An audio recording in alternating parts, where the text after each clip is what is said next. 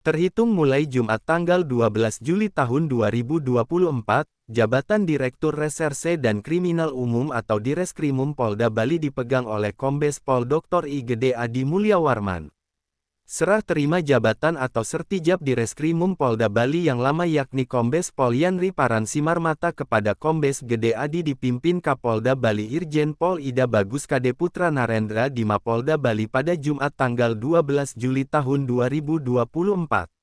Usai sertijab, Kombes I Gede Adi Mulyawarman saat dimintai komentar mengatakan bahwa untuk mengawali tugas di Ditreskrimum Polda Bali, pihaknya akan mengejar dan menuntaskan kasus-kasus oleh Jatanras atau tim yang biasa menangani kasus tindak pidana berat seperti aksi premanisme dan pembunuhan.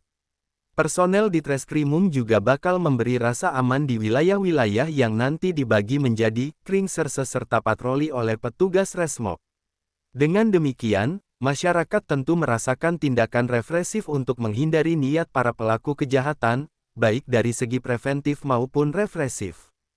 Strategi pada penegakan hukum, tambah Gede Adi, yakni pihaknya bakal profesional menangani kasus melalui scientific investigation atau metode pembuktian pidana dengan metode ilmiah berdasarkan ilmu pengetahuan maupun secara normatif. Ditanya mengenai Kamtipmas di Bali saat ini, Kombes Gede Adi menyebut ada beberapa barometer yakni setelah pandemi COVID-19, kedatangan wisatawan meningkat.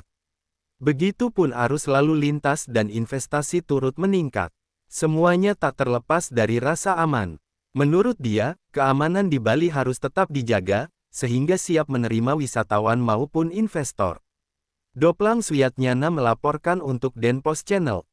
Sesuai dengan arah kebijakan Komandarwis dari Bapak Kapolri, kemudian Bapak Kabareskrim, serta Bapak Kapolda Bali, kami memberi down untuk melaksanakan strategi-strategi penegakan hukum di wilayah hukum Polda Bali. Apa hal tentang strategi-strategi tersebut? Memang harus dimulai dengan penegakan serta pengejaran kasus-kasus tunggakan yang di bidang Jatanras tersebut. Kemudian juga untuk memberikan rasa aman wilayah-wilayah akan dibagi menjadi kring serse yang tepat serta dilaksanakan mobile patrol oleh para tim Resmob kami, sehingga masyarakat akan merasa jelas ada petugas represif serta untuk juga menghindari dan menghilangkan niat dari pelaku kejahatan, baik dari fungsi preventif dan kami dari fungsi represif akan segera respon. Itu untuk strategi Jatanras. Kemudian strategi kami di penegakan hukumnya yang termasuk domain yuridiksi ini Reserse Kriminal Umum Polda Bali, di mana kami akan secara profesional melaksanakan penanganan tersebut, mulai dari scientific investigation maupun juga secara normatif yuridis sesuai dengan arahan-arahan serta aturan-aturan yang ada, sehingga rasa keadilan, rasa kepuasan masyarakat yang mendapatkan beberapa problema permasalahan hukum bisa terakomodir dan dilaksanakan dengan baik. Sehingga pada dasarnya jelas di dalam hal ini kami juga butuh dukungan peranan masyarakat, stakeholder maupun instansi-instansi lain yang terkait di dalam melaksanakan penegakan hukum.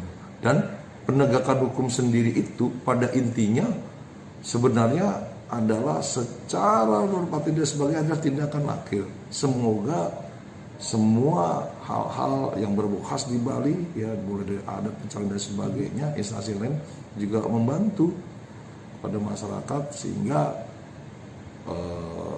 hal-hal yang menjadikan konflik dan sebagainya bisa diselesaikan dengan sebaik-baiknya, sehingga masyarakat Bali akan aman, kemudian lebih maju, dan pariwisata Bali menjadi lebih maju, dan ajak Bali akan rahayu bisa tercapai. Demikian. Bali kan sebagai daerah pariwisata, bagaimana mengenai pengamanan pariwisata khususnya bagi para turis? Baik, Kalau untuk strategi pengamanan, memang untuk unsur represif tidak bisa berdiri sendiri. Semua diawali dari fungsi preventif, di mana patrol, keberadaan polisi berseragam itu dirasakan. Tetapi apabila eskalasi meningkat, nah ini disinilah peran serta tupoksi kami di represif itu, yaitu ya harus responsif, cepat melaksanakan penanganan kasus, cepat pengungkapan kasus, dan beberapa lainnya. Di situ sehingga rasa nyaman dan sebagainya akan lebih terasa dengan keterpaduan fungsi di kepolisian ini serta juga dukungan dan kerjasama dari stakeholder instansi terkait. Demikian. Ya, mengenai keamanan Bali selama ini gimana, Pak? Untuk situasi Kamtimas di Bali untuk saat ini kita memiliki beberapa barometer.